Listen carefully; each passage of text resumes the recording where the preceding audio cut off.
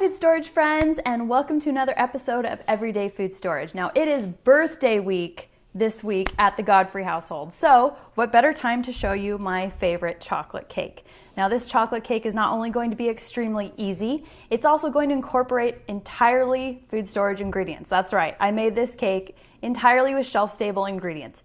Now my favorite ingredient is going to be the beans. Now it seems kind of shocking, but let me just sell you on it right now.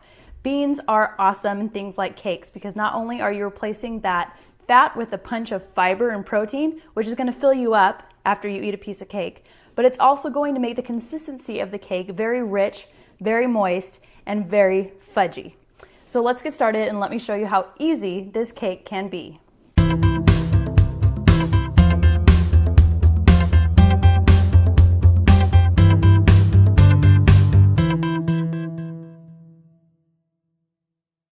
Now for this recipe, it's going to be easy and it's going to feature a lot of food storage because of course we're making it entirely from food storage. But the main food storage players in this recipe is going to be powdered milk, whole wheat flour, powdered eggs, big shocker, sugar, and here's the real twist. We're going to use pureed beans in place of the oil. Now this is very easy to do. If you want to do it just starting out, go ahead and dump a can of beans into your blender and puree it. Then use it in any recipe calling for beans in the same amount. So if your recipe calls for 1 cup of oil, you're going to use 1 cup of this bean puree. Now to begin with, we're going to mix together our dry ingredients and then mix in our wet ingredients. Okay, so since we're adding in our dry ingredients, it's going to be really simple. Go ahead and start with the largest one first, and that's sugar. Go ahead and pour it into your bowl or your mixing bowl or your KitchenAid or Bosch or whatever you're going to use. Just go ahead and pour that sugar in. Then go ahead and add in your cocoa.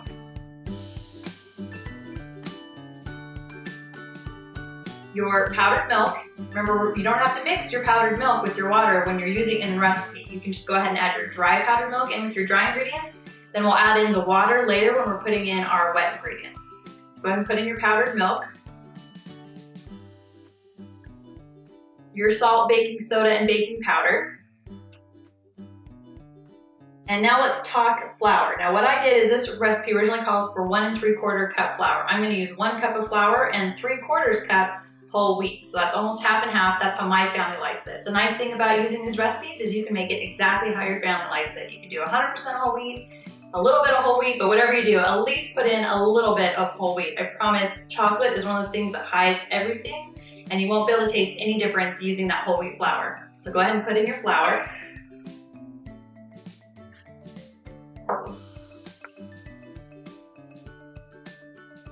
And then powdered eggs. Now normally for powdered eggs, you're going to use a 1 tablespoon ratio for 1 egg. But when you're making a cake, I found it is a lot easier to double that and use 2 tablespoons because a lot of times you're frosting it. And eggs are what's going to bind everything together. If you don't have a really strong bind in that cake, when you go to frost it, you get a big crummy mess. And that is no bueno. So go ahead and double it for this. That's 4 tablespoons of dry egg powder into your bowl.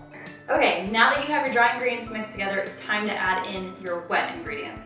Now go ahead and open up your mixer, and we're gonna add in, for those of you playing at home, 1.5 cups of water because our original recipe called for 1 cup of milk and the 2 eggs. And so we've got our 1 cup of water for the milk, and we've got our ½ cup of water for those 4 tablespoons of eggs we added into our dry ingredients. So go ahead and pour in your water. Add in your bean puree and 2 teaspoons of vanilla.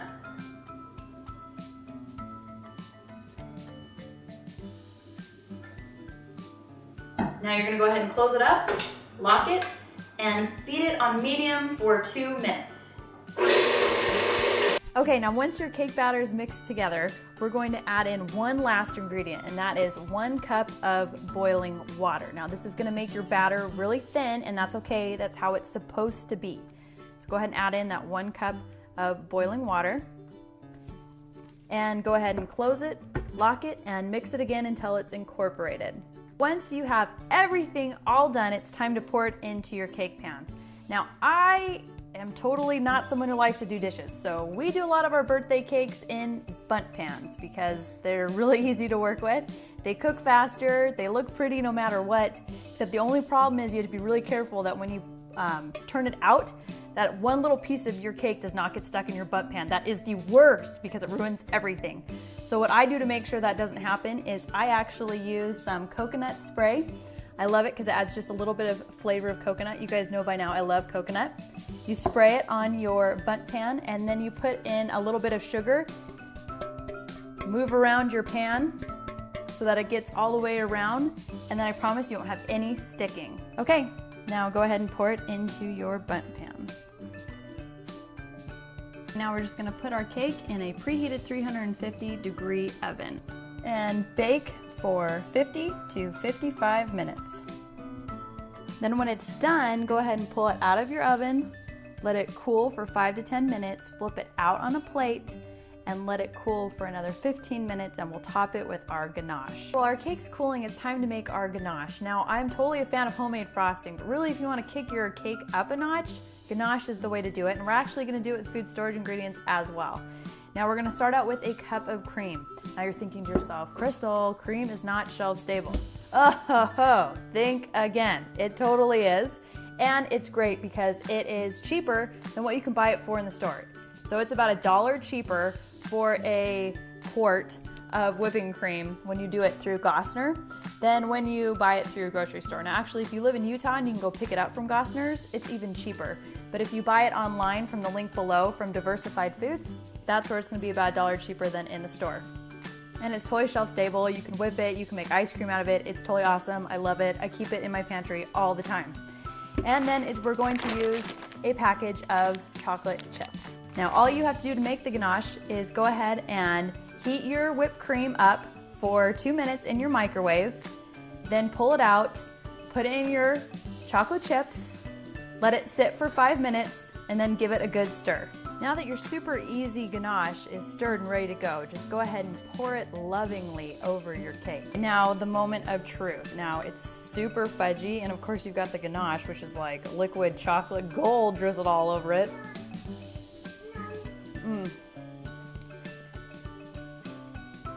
It is so good.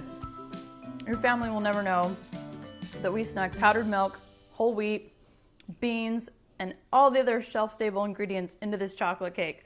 Who knew food storage could be so delicious? If you want to make sure that you're still getting videos from me, make sure you subscribe below. And make sure you check back next week for another episode of Everyday Food Storage. See you then. All right, we're just gonna very technically stick this back and nobody will ever know.